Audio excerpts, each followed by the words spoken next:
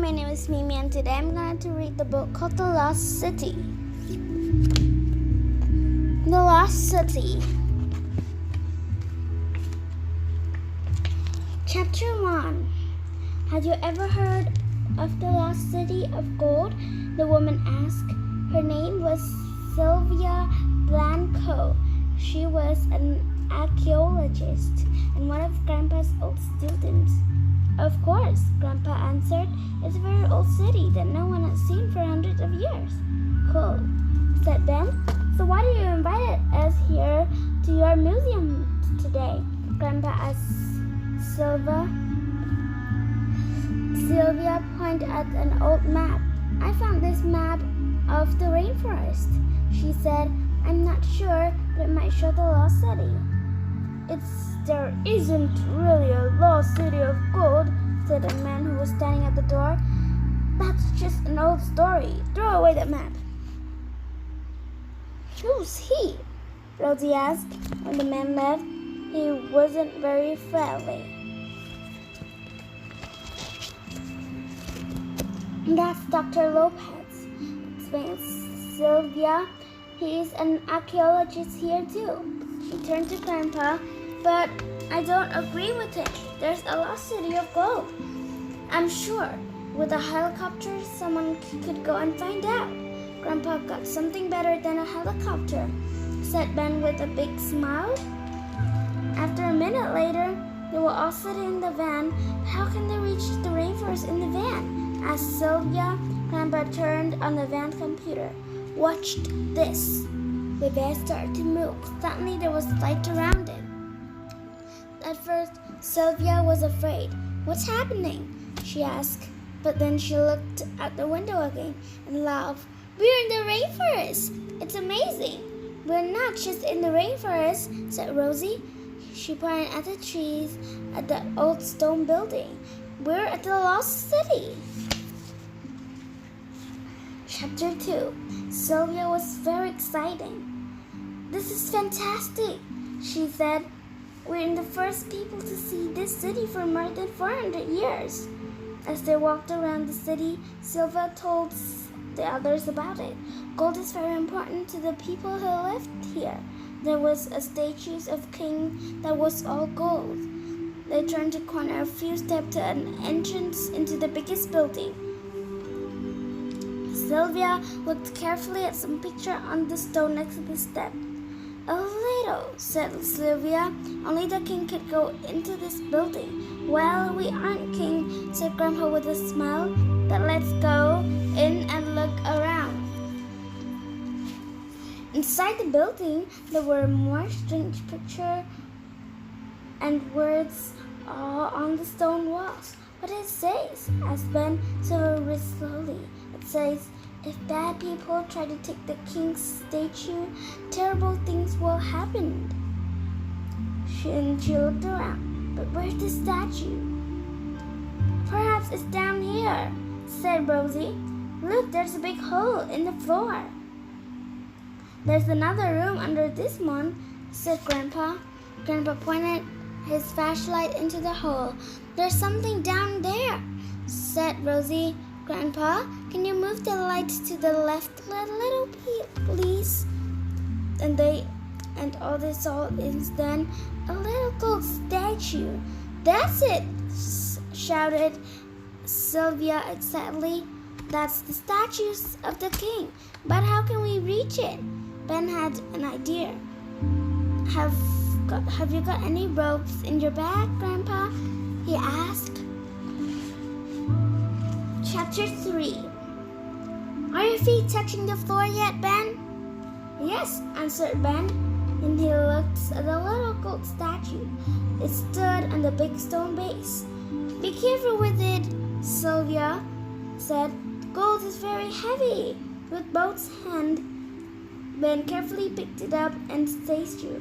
You're right, he said. It is heavy. Suddenly there was a strange sound. What's that? Asked Rosie. It was the sound of the stone moving. Look, Ben, shouted Grandpa. There's a little door all around you. They're opening.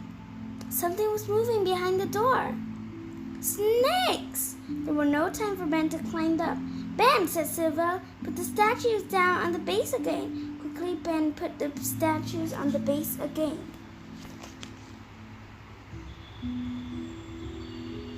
The little door closed again before the snake could reach them. Now, climb up, please, Rosie told her brother, but Ben was looking around the room. At last, he picked up the large stone. This one feels right, he said. Can I just try something, Grandpa? He stood in front of the gold statues with the stone in his hand. 1, 2, 3. Ben put a heavy stone down the base, and he looked at the statue of the base. Everyone waited for the strange sound, but it didn't come. The little door didn't open. Well done, said Sylvia. Now we can take it to the statue to the museum and study it. But then Rosie said, wait, I can hear something outside. It's a helicopter.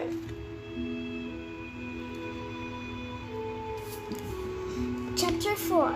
A big man ran into the building and 5 more people followed him. Don't move, shouted the big man. If you do that, we'll tell you. You'll be okay. He looked at his watch and spoke to the people who were with him. The helicopter will be back in 10 minutes. We have to be ready for it. If it don't wait. The statue down here, said the woman. A boy has it. The man looked into the hole, then shouted to Ben, tie that rope around the statue, boy.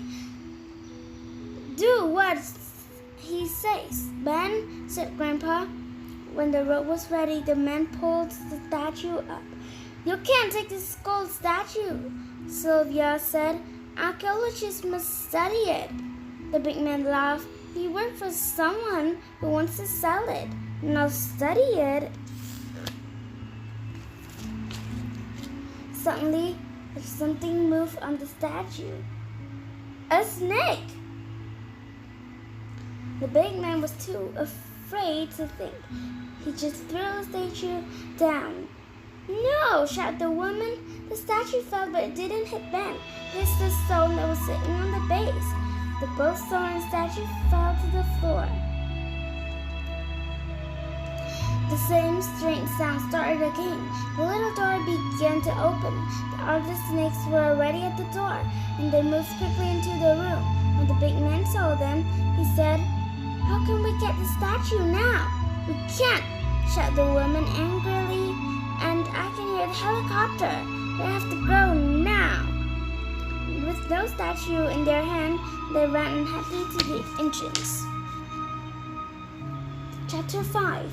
Downstairs, the snakes were moving fast. Ben, shouted Rosie. She threw the rope down.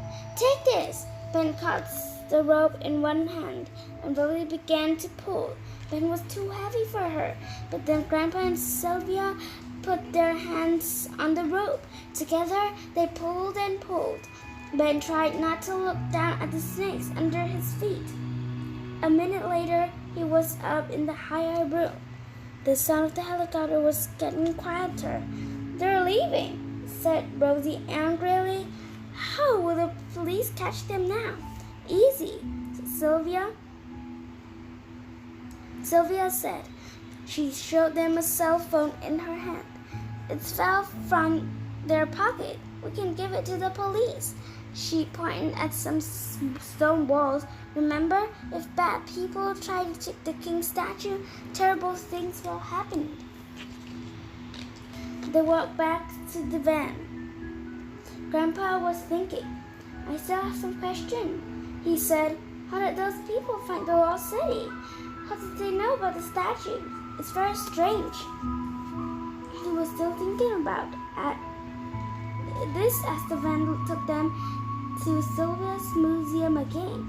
When they were getting out of the van, the phone in Sylvia's hand started to ring. Sylvia looked at the number on the phone. I can answer your question, she said to Grandpa. The man who told them about the lost city is calling now. Sylvia answered the phone. Did you get my statue? said the man. Sylvia smiled. Hello, Dr. Lopez. She said, no, your people didn't get the statue. The police are going to be here soon. They'll have lots of questions for you. That's the end of the story. I hope you like it. And don't forget to subscribe.